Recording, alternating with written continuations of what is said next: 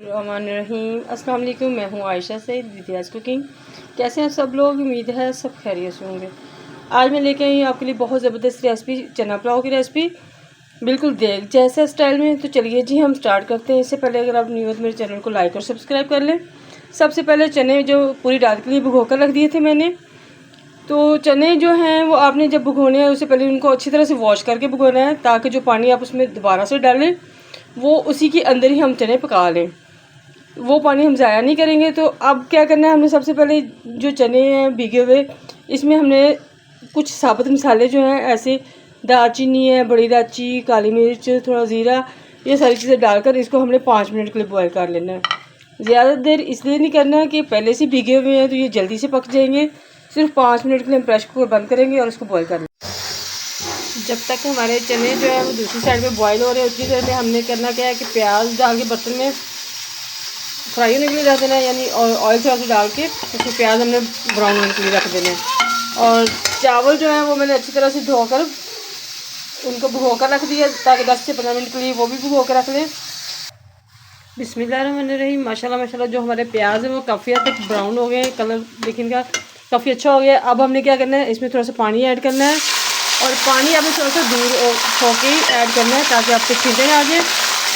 और अब इसको 1 से 2 मिनट के लिए हम ऐसे ही पकाएंगे ताकि जो हमारे प्याज ब्राउन हुए उनका अच्छा से कलर निकल आए। माशाल्लाह माशाल्लाह ये देखें जी, जो प्याज का कलर है माशाल्लाह बहुत ही ज़बरदस्त सा आ गया। अब हमने क्या करना है, इसमें थोड़ी सी लाल मिर्च यानी तकरीबन आधा चम्मच डाल लें, और 1 चम्मच इसमें तकरीबन नमक का भर के डाल देंगे हम, या अपने टेस्ट के मुताबिक थोड़ा सा कम और ज़्यादा भी कर सकते हैं। और साथ ही हमने इसमें डाल देनी है थोड़ी सी हरी मिर्चें, टमाटर कटे हुए, और थोड़ी सी अदरक बारीक कटी हुई, ये भी डाल देनी है। और लहसुन जो है वो हमने इसमें कुटा हुआ डालना है, यानी वो मोटा नहीं होना चाहिए, वो कूट के डालेंगे हम इसमें। और साथ ही इसमें हम डाल देंगे 1 चम्मच बिरयानी मसाले का, जिससे इसका ये होता है कि टेस्ट और भी ज़्यादा अच्छा आता है। जो देग वाला जायका होता है ना, वो इसी वजह से होता है कि उसमें वो बिरयानी मसाला ऐड करते हैं। 1 चम्मच हम बिरयानी मसाला ऐड कर देंगे। अब जो हमने चने बॉयल किए हुए थे, पानी मैंने उसमें से लहदा निकाल लिया और चने लहदा रह गए हैं। पानी मैंने लहदा एक बर्तन में निकाल लिया है। चने जो हैं वो अब इस मसाले में हम ऐड कर देंगे। ये देखें जी, चने मैंने इसमें मसाले में ऐड कर दिए हैं जो हमने बॉयल किए थे। और 1 से 2 मिनट भूनने के बाद इसमें हम जो पानी निकाल के रखा हुआ चनों वाला वही इसमें मिक्स करेंगे, ऐड करेंगे। कोई एक्स्ट्रा नहीं करेंगे, इसलिए कि जो चनों का अपना पानी होता है, जो उसमें अपने फ़ायदे होते हैं और फ़ादियत होती है, अगर हम उसको निकाल देंगे तो वो सारा तो उसमें चला जाएगा। तो इसलिए पानी आपने वही इस्तेमाल कर लेना, वो ज़्यादा अच्छा हो जाएगा। अब जो पानी मैंने निकाल के रखा था इस बर्तन में, मैंने इससे चावल भी इसी से मैयर किए थे। ये 1 बाउल मैंने, यानी ये 1 बाल्टी जो है इससे मैंने चावल मैयर करके भिगोए थे। अब इसको मैयर करके हमने पानी इसमें ऐड करना है, कम या ज़्यादा ना हो जाए।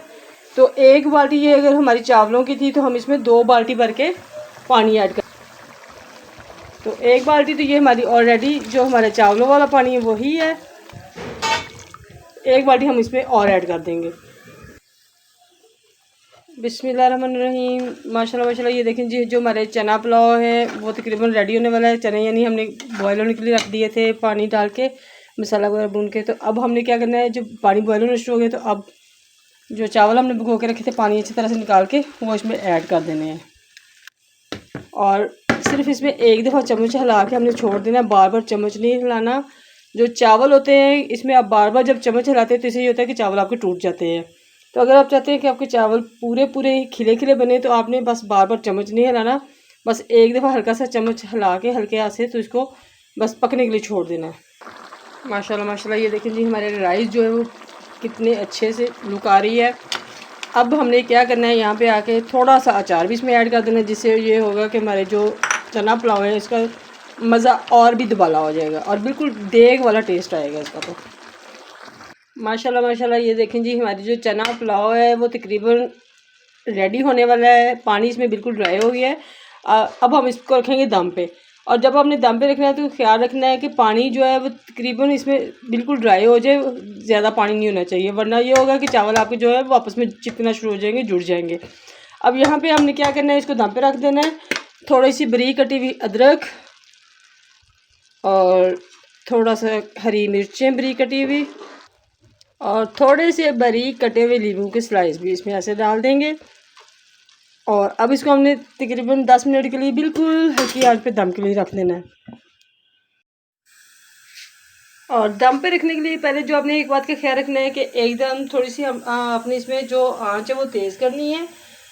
और ढकने के बाद और 1 से 2 मिनट के बाद जब आपको लगेगा कि इसमें स्टीम बन गई होगी तो फिर हमने इसकी जो आंच है वो बिल्कुल स्लो कर देनी है। अक्सर लोग होते हैं जो दम पे रखते हैं वो जब ढक्कन बंद करते हैं तो साथ ही स्लो फ्लेम कर देते हैं। इससे ये होता है कि उसमें अभी स्टीम तो बनती नहीं है, तो दम कैसे आएगा।